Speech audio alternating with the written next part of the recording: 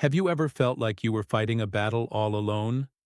Meet Clara, a hard-working single mother whose world revolves around her bright, beautiful 5-year-old son, Leo. But when Leo gets sick, Clara finds herself facing a mountain of medical bills she has no way to climb. She turns to the internet for help, hoping for a miracle from strangers. But in a public coffee shop, her private struggle is cruelly turned into a public spectacle by a stranger who judges her without knowing her story.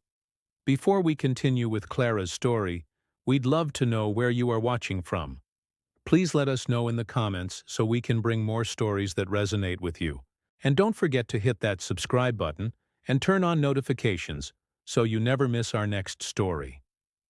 Now let's dive in. The coffee shop was Clara's temporary office, her one-hour escape while a neighbor watched her son, Leo. On her laptop screen was the GoFundMe page she had created. The title read, "Help Little Leo Get a New Heart." The photo showed Leo's bright smile, a smile that persisted even with the tiny tubes taped to his cheeks. He was born with a rare heart condition, and the doctors had recently given her the news every parent dreads. His heart was failing. He needed a specialized surgery that cost $150,000. In 3 weeks, she had only raised $7,000. The goal felt impossibly far away. Her hands trembled as she began to type a heartfelt update, thanking donors for their support and sharing how Leo loved to draw superheroes.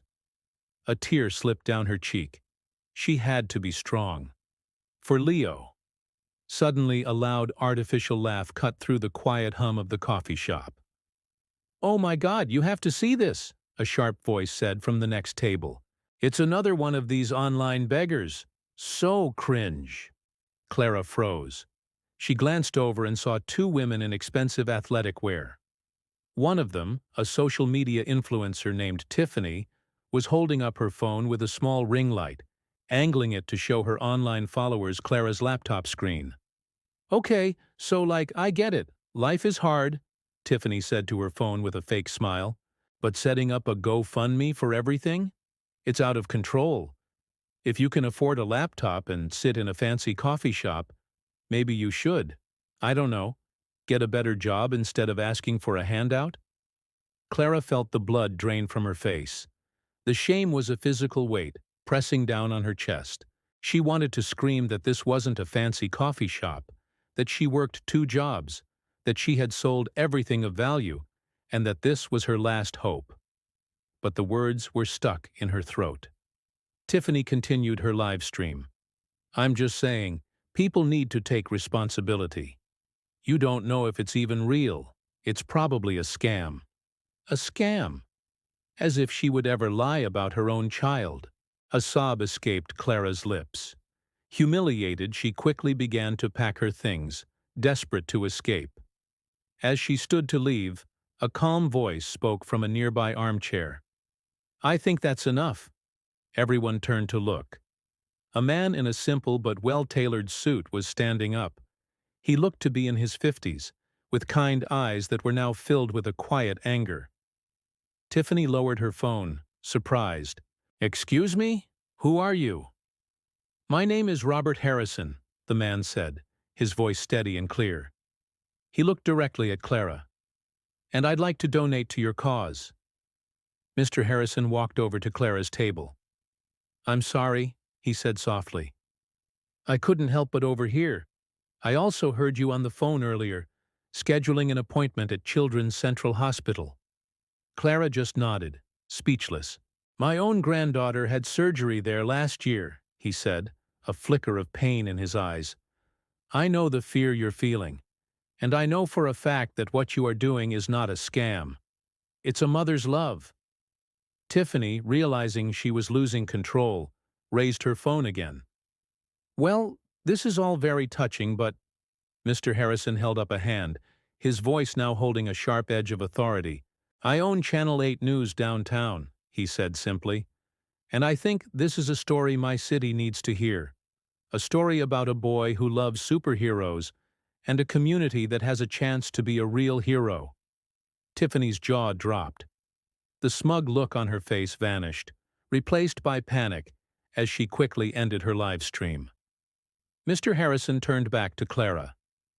"Ma'am, I'd like to feature you and your son on our evening news broadcast tonight, if you're willing." Tears were now streaming down Clara's face, but for the first time that day, they were tears of hope. "Yes," she whispered. "Thank you.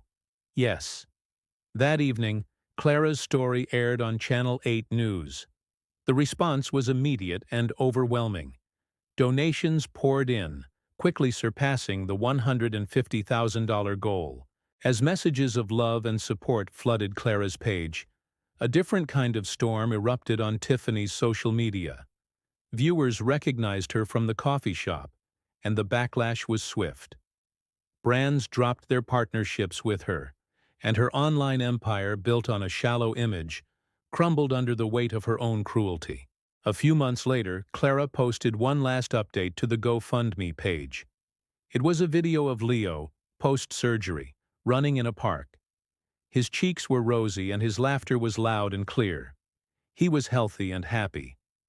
Clara's message was simple. "To every single person who helped us, you did more than donate. You saved my son. You showed us that there is so much good in the world. Thank you for being our superheroes." So that was the story of Clara and her son Leo. It is a powerful reminder that you never truly know the battle someone is fighting behind their smile. Please let us know in the comments. What do you think is the best way to show support for people going through a tough time? If this story resonates with you and you believe in the power of community and kindness, please hit the subscribe button. It's completely free for you, but it helps our channel a lot. Thanks for watching, and have a beautiful day.